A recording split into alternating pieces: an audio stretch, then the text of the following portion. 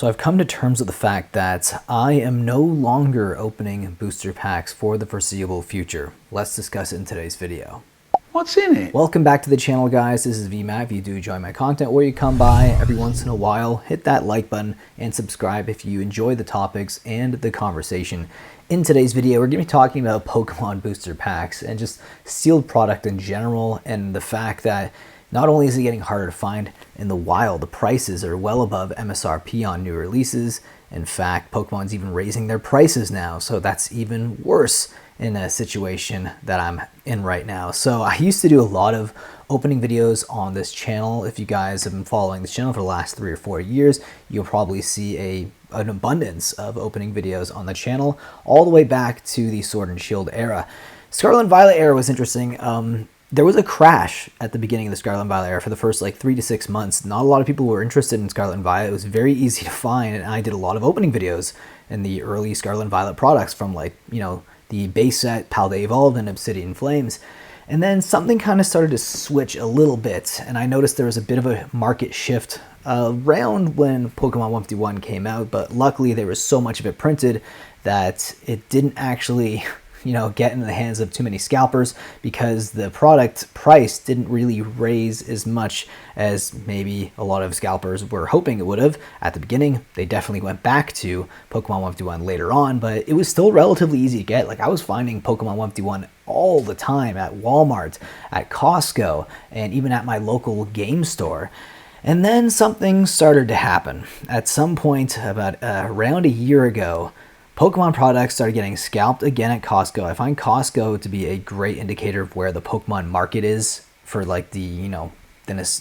craze and the scalpers and the flippers. Once you start to see Costco's get hit pretty bad and it gets almost impossible to find Pokemon there when it used to be pretty easy, that's when the market is kind of shifting. And I still was doing some opening videos even during this time.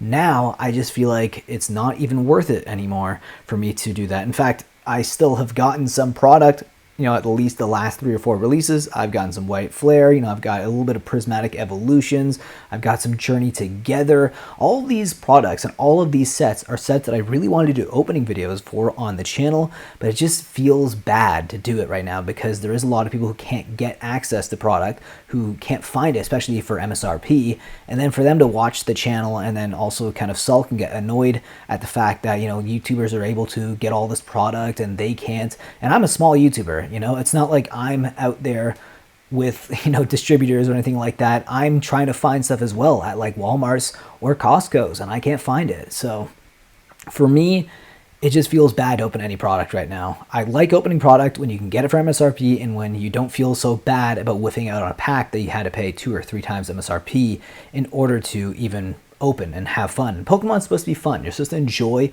opening packs, and it's not enjoyable when you're paying 2 times over MSRP right at the get-go. So that really sucks. And what is becoming even more frustrating is there was a solution to this, a temporary solution, mind you, and it was the Pokémon Center website. As long as you got that email about a new drop in your promotions folder in your Gmail or whatever email account you use, it was actually not terrible. Yes, you'd have to have the browser open or your phone open on that page for an hour sometimes in order to get some product, but you're able to get 1 or 2 items, and that's what I was doing for the last while.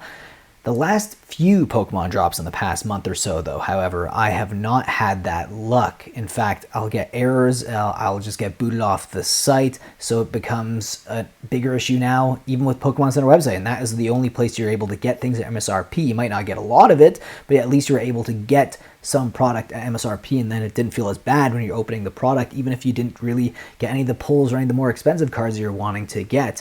And now that even Pokemon Center's website is giving me issues, it feels as though until this whole market cools down, until things go back to semi-normal, whatever the heck that is for Pokemon nowadays in 2025, maybe even 2026, whenever it gets to that point, I will actually start doing more opening videos, and I will actually start to enjoy Pokemon in that regard.